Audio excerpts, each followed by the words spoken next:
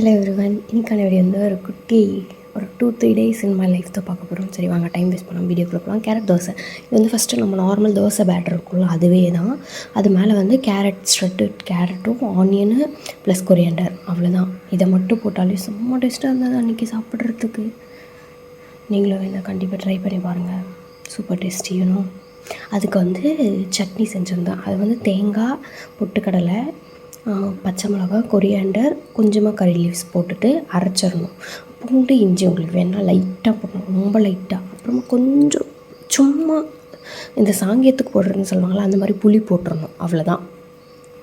போட்டுட்டு அப்புறம் தாளிச்சிடணும். கடுகு, சீரகம், கருவேப்பிலை போட்டு தாளிக்கணும், அவ்வளோதான். நான் 2 தோசை சாப்பிட்டேன் அன்றைக்கி, செம்ம சூப்பராக இருந்தது. நீங்கள் இதே ரெசிபி இப்படியே கொஞ்சம் கூட சேஞ்ச் பண்ணாமல் இப்படியே ட்ரை பண்ணி பாருங்கள், சூப்பராக இருந்தது.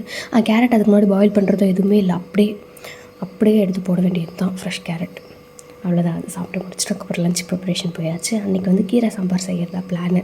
இந்த கீரை வந்து நம்ம போடும்போது எவ்வளோ கீரை கம்மியாக இருக்கும், ஆனால் அது வெந்து முடிஞ்சு வரும்போது சுத்தமாக கீரையே இருக்காது.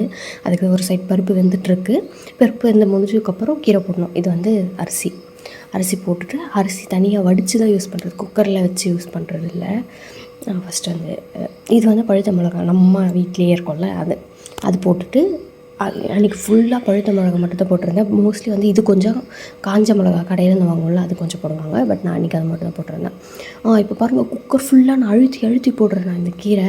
அப்புறம் வெந்ததுக்கப்புறம் நான் உங்களுக்கு காட்டுறேன், ரொம்ப கம்மியாயிரும். இது வந்து களி செய்யறதுக்காக, கீரை களி மோஸ்ட்லி எல்லாருக்கும் பிடிக்கும்னு நினைக்கிறேன். களி செய்கிறதுக்காக இது வந்து சம்பா கோதுமை ரவை அப்படின்னு சொல்லி வாங்கிட்டு வந்தோம். இதில் என்னென்ன போட்டிருக்காங்களே எனக்கு தெரியல. களிக்கு நல்லா தண்ணி கொதித்ததுக்கப்புறம் ஊற வச்சு நம்ம வாஷ் பண்ணி வச்சுருப்போம்ல, அது போட்டுடணும். நல்லா போட்டுட்டு அது நல்லா பாயில் ஆனதுக்கப்புறம் தான் நம்ம களிக்கு மாவு போடணும். இது பாருங்கள் எவ்வளோ கம்மியாயிடுச்சு. நான் சொன்னேன்ல ஆல்ரெடி, ரொம்ப கம்மியாயிரும் அப்படின்னு சொல்லிட்டு சைட் பை சைடு எல்லா வேலையுமே நடந்துகிட்டு இருந்தது. ஃபஸ்ட்டு இந்த மிளகா வந்து நீங்கள் எடுத்து கடைஞ்சிட்டிங்கன்னா கடையிறதுக்கு ஈஸியாக இருக்கும். நீங்கள் கீரை கூடவே போட்டு மிளகா கடைஞ்சிங்கன்னா அவ்வளோவா கிடையாது, மிளகாவாக நின்றுடும். இது காஞ்ச மிளகாவுக்குமே நீங்கள் யூஸ் பண்ணலாம். இது செம்மையாக கடையும். ஃபஸ்ட்டு நீங்கள் எடுத்து போட்டு கடைஞ்சிருங்க, எப்படி கடைஞ்சிருக்கு பாருங்கள். பட் நீங்கள் கீரையோடு போட்டு கடைஞ்சா இது இப்படி கிடையாது, ரொம்ப அப்படியே மிளகாவாக இருக்கிற மாதிரி இருக்கும். இப்போ பாருங்கள், அப்படி பேஸ்ட் மாதிரி ஆயிடுச்சா. இதுக்கப்புறம் நீங்கள் எல்லாத்தையும் போட்டு சும்மா ஒரு முறை கடைஞ்சிட்டிங்கன்னா சரியாக போயிடும். இந்த மிளகா தக்காளி கூட நீங்கள் சேர்த்து போட்டுக்கலாம். நான் ஃபஸ்ட்டு மிளகா போட்டுட்டேன், தக்காளி இந்த அப்படியே நார்மலாகவே வந்துருச்சு. தக்காளியும் வேகாத மாதிரி உங்களுக்கு ஃபீல் இருந்துச்சுன்னா மிளகாவும் தக்காளியும் மட்டும் போட்டு கடைஞ்சிக்கோங்க. நான் அதுக்கப்புறம் எல்லாத்தையுமே போட்டு கடைஞ்சிட்டு இது தாளிச்சிட்டேன், அவ்வளோதான். தாளிச்சிட்டு லஞ்சே சாப்பிட்டு முடிச்சிட்டோம் நாங்கள். களி, சாதம், அப்புறம் கீரை சாம்பார். அதுக்கப்புறம் வந்து இது செம்ம டேஸ்ட்டாக இருந்தது தெரியுமா உங்களுக்கு எப்பயாச்சும் இதை நீங்கள் பார்த்தீங்க அப்படின்னா வாங்கி கண்டிப்பாக ட்ரை பண்ணுங்கள்.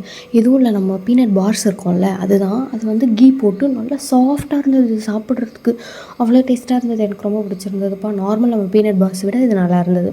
ஆனால் இதில் கொஞ்சம் கீ ஆட் பண்ணியிருக்காங்க அப்படின்னு சொல்லி இன்க்ரீடியன்ஸில் போட்டிருந்தாங்க. நான் அதுக்கப்புறம் பார்த்து, என்ன இது மட்டும் ரொம்ப சாஃப்டாக இருக்க மாதிரி இருக்குது அப்புறம் சொல்லி அந்த பேப்பர்லேயும் கொஞ்சம் கீ ஒட்டி இருந்தது. என்னவா இருக்கும் இது அப்படின்னு சொல்லி போய் பார்க்கும்போது இன்க்ரீடியன்ஸில் கீ போட்டிருந்தாங்க. அவ்வளோ சாஃப்டாக இருந்தது. நீங்கள் வேணால் வீட்டில் ட்ரை பண்ணி பார்க்குறதுனா பாருங்கள், இது அப்படியே அவ்வளோ டேஸ்டியாக இருந்தது. எனக்கு ரொம்ப பிடிச்சிருந்ததுப்பா. அவ்வளோதான், செஞ்சு முடிச்சுட்டு அதுக்கப்புறம் மோஸ்ட்லி நான் வந்து ஒரு ரெசிபி தான் ஒரு வீடியோவில் ஷேர் பண்ணுற மாதிரி இருக்கும். டிஏஎம்எல் இருந்தால் கூட இதில் மட்டும் தோசை எப்படி பண்ணுறது, ஹோம்மேட் கீ எப்படி பண்ணுறதுன்னு, அதுக்கப்புறம் அதை வச்சு பொங்கல் எப்படி பண்ணுறது அப்படின்னு சொல்லி 3 ரெசிபி ஷேர் பண்ணியிருக்கேன் ஃபஸ்ட் டைமாக. சரி வாங்க டைம் வேஸ்ட் பண்ணால் கீ எப்படி ப்ரிப்பேர் பண்ணுறதுன்னு பார்க்கலாம். ஃபஸ்ட்டு வந்து நம்ம இந்த வெண்ணெல்லாம் நான் எடுத்து வச்சுருக்கேன் அப்படின்னு சொல்லி இதுக்கு முன்னாடி வீடியோஸ்லேயே நான் ஷேர் பண்ணியிருப்பேன் உங்கள்கிட்ட. பால்லேருந்து அப்படியே மேலே, தயிர்லேருந்து மேலே அந்த எல்லோ கலரில் இருக்கிற ஒரு லேயர் மட்டும் எடுத்து வச்சுருக்கணும். அந்த மாதிரி தான் நான் எடுத்து வச்சேன். இது வந்து ஃபஸ்ட்டு ஜார் ஃபுல்லாக போட்டுட்டேன். அது ஜார் ஃபுல்லாக போட்டால் அரையாதா அது எனக்கு தெரியல. அப்புறம் நான் வந்து கொஞ்சமாக எடுத்து வச்சுருக்கேன், அதுவுமே உங்களுக்கு காட்டியிருக்கேன். ஃபஸ்ட்டு வந்து இது போட்டு அரைச்சி பார்த்தேன், என்ன நான் அரையவே இல்லை அப்படின்னு சொல்லிட்டு. அதுக்கப்புறம் பார்த்தா அது தண்ணி கொஞ்சம் ஊற்றி அதுக்கப்புறம் அரைக்கணும்ல, அதை மறந்துட்டேன். அதனால கொஞ்சமாக எடுத்து வச்சுட்டு அதுக்கப்புறம் நான் வந்து இதில் நார்மல் வாட்டர் ஊற்றிருக்கேன். நீங்கள் வந்து கோல்டு வாட்டர் ஊற்றுனீங்கன்னா இன்னும் கொஞ்சம் கூட பெட்டர் ரிசல்ட்ஸ் இருக்கும். நான் வந்து நார்மலாக வாட்டர் தான் ஊற்றிருந்தேன். அன்றைக்கி ப்ரீ பிளான்டாக இல்லை, 10:30க்கு ஸ்டார்ட் பண்ணேன். நீங்கள் ஆல்ரெடி பார்த்துருப்பீங்க கிளாக்கில் டைமு. 10:30க்கு ஸ்டார்ட் பண்ணால் எங்கேருந்து அப்படின்னு சொல்லி நான் இன்றைக்கி பிளான் பண்ணவே இல்லை. சரி நெக்ஸ்ட் டே பார்த்துக்கலாம். எத்தனை நாள் அப்படியே போயிட்டே இருந்துச்சு, அதனால் அது ரொம்ப கிரைண்ட் பண்ணல. நான் பல்ஸ் மோடில் மட்டும் கொஞ்ச நேரம் வச்சு சும்மா லைட்டாக அப்படி பண்ணிகிட்டு இருந்தேன். கொஞ்சம் கொஞ்சமாக சேஞ்ச் ஆகினே வரும். ஒரு க்ரம்பிள்ஸ் மாதிரி வந்து அதுக்கப்புறம் தான் அது ஒரு மாதிரி திக்காக ஒரு பால் மாதிரி வரும் மேலே. அதை எடுத்து நீங்கள் வாஷ் பண்ணணும் வாட்டரில். அவங்களுக்கு காட்டுறேன் அந்த கன்சிஸ்டன்சியுமே கரெக்டாக எப்படி வரணும்னு சொல்லி.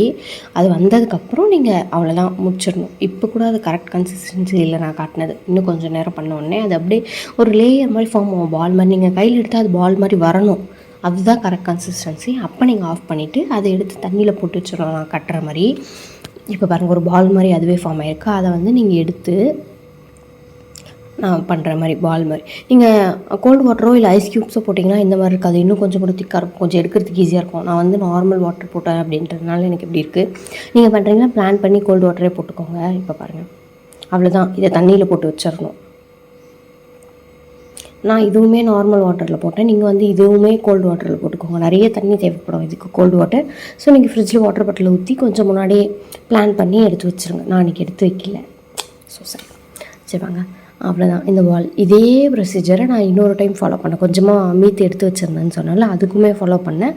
அது அப்படியே அதே மாதிரி இந்த கன்சிஸ்டன்சி வர வரைக்கும் சும்மா மிக்சியில் போட்டு பல்ஸ் மோட்லேயே ஒரு 2-3 முறை அந்த மாதிரி பண்ணி நான் இப்போ அதுவுமே எடுத்துகிட்டு வந்துட்டேன்.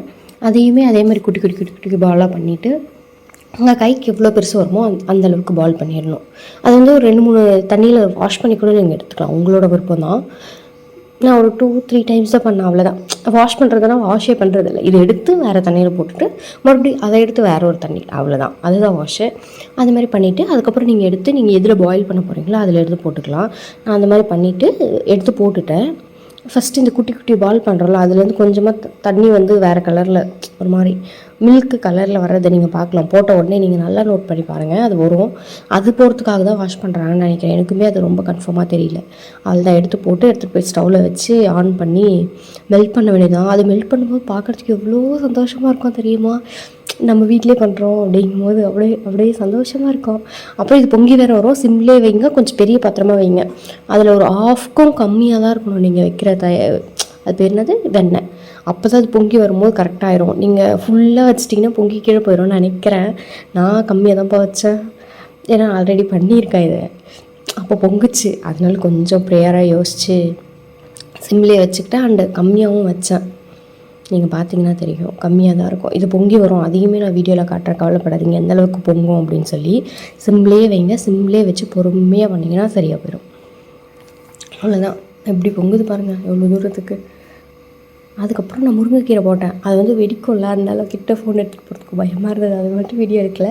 லாஸ்ட்டாக இது கொஞ்சம் பிளாக்காக மாறும்போது முருங்கைக்கீரை போட்டு ஆஃப் பண்ணிட்டு தான் நான் போட்டேன். ஆக்சுவலி கொஞ்சம் சில்லுன்னு ஆகும்போது போட்டால் போதும்.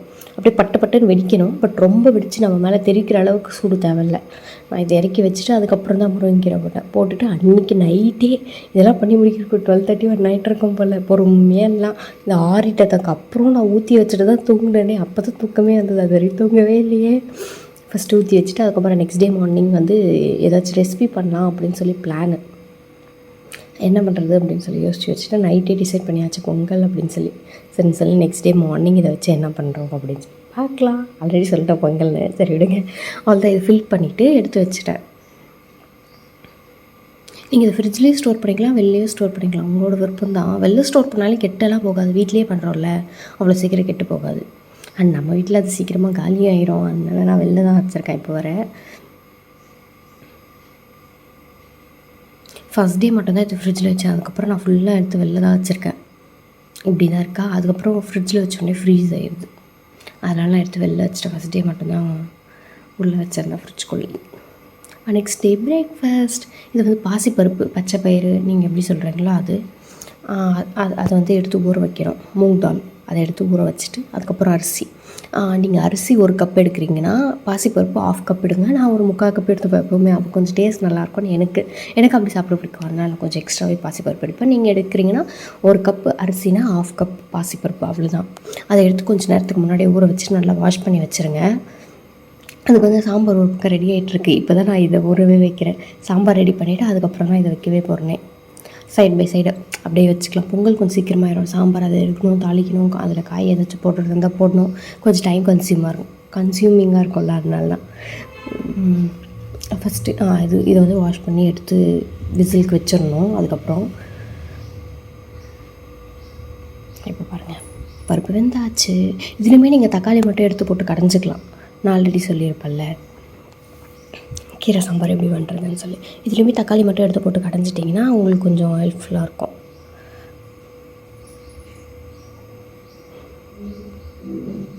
அன்றைக்கி தக்காளி ரொம்ப குழஞ்சிட்டதுனால நான் அப்படி எடுத்து போட்டு கடையில், பட் உங்களுக்கு வேணும் அப்படி கரைச்சிக்கலாம். சைட் பை சைட் பால்காரம் வந்துட்டாங்க, பாலும் வாங்கியாச்சு. வீட்டில் எல்லோரும் காஃபி குடிப்பாங்கள்ல, நான் அந்த பூஸ்ட் குடிக்கிறேன், அவங்களாம் காஃபி குடிப்பாங்கள்ல, அதனால சொல்லிட்டு ஃபஸ்ட்டே பாலையில் காய வச்சாச்சு. சைட் பை சைட் எல்லா வேலையுமே கொஞ்சம் கொஞ்சமாக போயிட்டே இருந்தது. சில பேருக்கு இருக்கும் காலையில் காஃபி குடித்தா தான் அப்படியே ரெஃப்ரெஷிங்காக இருக்கும்னு சொல்லி, நீங்களும் அப்படி தானே கமெண்ட்ஸில் சொல்லுங்கள். அவ்வளோதான். நெக்ஸ்ட் வந்து சாம்பார் செஞ்சு முடிச்சுட்டு நெக்ஸ்ட்டு பொங்கலுக்கு கொஞ்சமாக கீ கொஞ்சமாக ஆயில் போட்டுட்டு அதில் வந்து ஜிஞ்சர் கார்லிக் போட்டுட்டு, உங்களுக்கு வேணுன்னா சீரகம் ரொம்ப கம்மியாக போடுங்க, அப்புறம் மிளகு போடுங்க. அவ்வளோதான். மிளகு சீரகம் போட்டுட்டு நல்லா சாட்டே பண்ணலாம் கொஞ்சம் நேரம். நீங்கள் வேணால் இதிலே கூட முந்திரி போட்டுக்கலாம். ஆனால் நான் லாஸ்ட்டாக தான் கீ போட்டு கொஞ்சம் எக்ஸ்ட்ரா கீ போட்டு அதை வந்து ரோஸ்ட் பண்ணி அப்படியே கொட்டினேன். நீங்கள் வேணுன்னா இதிலே கூட போட்டு நீங்கள் தாளிச்சிடலாம், உங்களோட விருப்பம் தான் எல்லாமே. இது நல்லா கொஞ்சம் மிக்ஸ் பண்ணி விடுங்க. அதுக்கப்புறம் வாட்டர் ஆட் பண்ணணும். நல்லா வந்துட்டதுக்கப்புறம் கொரியாண்டர் லீவ்ஸ் இது அப்படியே பண்ணி பார்த்தீங்கன்னா செம்ம சூப்பராக இருக்கும். நீங்கள் வேணால் ட்ரை பண்ணி பாருங்கள். இதில் க்ரீன் சில்லிஸ் நான் மறந்துட்டேன் ஆக்சுவலி. நீங்கள் வேணால் அதுவுமே இதில் ஆட் பண்ணியிருக்கோம், சூப்பராக இருக்கும் க்ரீன் சில்லி போட்டாலும். பட் நான் நீங்கள் மறந்துட்டேன். நான் சொன்னாலும் ஃப்ரிட்ஜில் வச்சுருந்தேன் சொல்லி சைடில் அதை சூடாகிறதுக்காக வச்சுருக்கேன். அதில் வந்து வெளியே வச்சுருது, எப்போ மாப்பு எடுக்கிறதுக்கு ஈஸியாக இருக்கும்னு சொல்லி. அவள் தான் மூடி வச்சாச்சு. விசிலும் வந்தாச்சு. நான் கீழே அதுக்கப்புறம் ரோஸ்ட் பண்ணி தான் கேஷ்யூஸ் போட்டேன். நீங்கள் வேணால் அதை நம்ம மிளகெல்லாம் போடுறோம்ல, அப்பயே போட்டுக்கலாம். கேஷ்யூ உங்களோட விருப்பம் தான். அவ்வளோதான். இப்போ தான் இது கொஞ்சம் அப்படியே கொஞ்சம் லிக்விடியாக இருக்க மாதிரி இருக்கும். கொஞ்சம் ஆறுச்சுன்னா அவ்வளோதான். இப்போ பாருங்கள் எவ்வளோ கட்டி ஆயிடுச்சுன்னு சொல்லி. ஆற அது அப்படியே கல் மாதிரி ஆயிடும். ஸோ நீங்கள் கொஞ்சம் லிக்விடாக இருக்க மாதிரி தான் போட்டுக்கணும். அதுக்கு தண்ணி வந்து 1 கப்புக்கு 3 to 4 கப் வச்சா கரெக்டாக இருக்கும். நான் அப்படி தான் வச்சுருந்தேன். அவ்வளோதான். பருப்பு சாம்பார், அப்புறம் சட்னி பண்ணியிருந்தேன்னு சொன்னால, நான் தோசைக்கு பண்ணேன்னு சொன்னால அதே சட்னி தான், சேம் சட்னி. பொட்டுக்கடலை, தேங்காய், அப்புறம் பச்சை மிளகா, கொரியாண்டர், கரி லீவ்ஸ் எல்லாம் போட்டு அரைச்சிட்டு கூட கொஞ்சமாக கார்லிக், ஜிஞ்சர், புளி வச்சு அரைச்சிடணும். அதுக்கப்புறம் தாளிக்கிறதுக்கு கருவேப்பிலை, கடுகு, சீரகம், எண்ணெய். அவ்வளோதான், முடிஞ்சிச்சு. அப்புறம் சாப்பிட்டு பார்த்தா செம்ம சூப்பராக இருந்தது. கீ வேறு நம்ம வீட்டிலேயே ஸ்பெஷலாக பண்ணதா, அதோட ஸ்மெல்லு, டேஸ்ட்டு எல்லாமே சூப்பராக இருந்தது. நீங்கள் இப்போ கண்டிப்பாக இதை ட்ரை பண்ணுங்கள் அப்படின்னு தான் சொல்லுவேன். வீட்லேயே இவ்வளோ டேஸ்ட்டாக இருந்தது. அதெல்லாம் சாப்பிட்டு முடிச்சுட்டு அதுக்கப்புறம் கொஞ்சம் வெளில போகிற வேலை இருந்தது. வெளில போயிட்டு இந்த டச் மீ நாட் பிளான்ட் இருக்கும்ல, அதில் கொஞ்சம் நேரம் விளையாடிட்டு அப்படியே டைம் போயிடுச்சு. அன்றைக்கி ஒன்றுமே பெருசாக பண்ணல. அதுக்கப்புறம் வந்து லன்ச் பண்ணி சாப்பிட்டுட்டு அப்படியே போயிடுச்சு பொறுமையாக அப்படியே. அவ்வளோதான். அதுக்கப்புறம் இன்ட்ரெஸ்டிங்காக எதுவும் நடக்கலை வீடியோ பண்ணுற அளவுக்கு. அதனால தான் வீடியோ பண்ணல, இதோட ஸ்டாப் பண்ணிடலாம் அப்படின்னு சொல்லி எனக்கு தோணுச்சு.